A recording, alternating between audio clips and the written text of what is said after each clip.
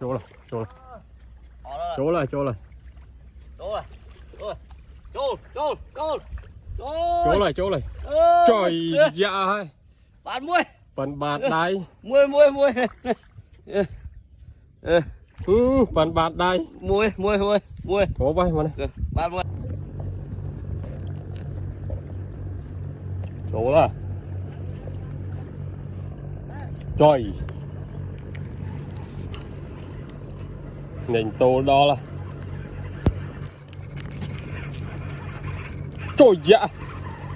Ôi. Thua hôi. Đỡ mạch. Thua hôi ba đấy đó.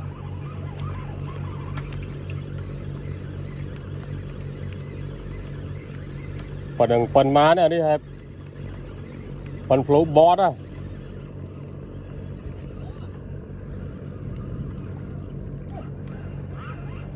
Trời dạ. Chỗ là đi chỗ này. Trời thôm vào phân. Hủa vậy, cái này hủa vậy.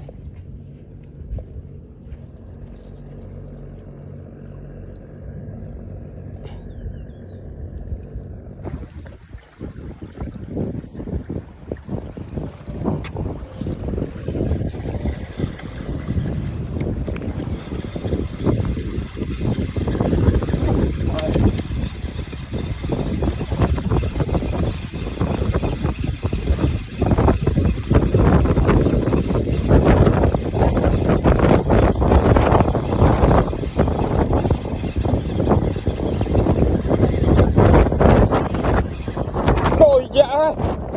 Một tấc á.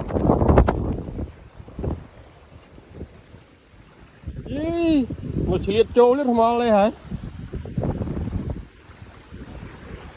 Trời mai.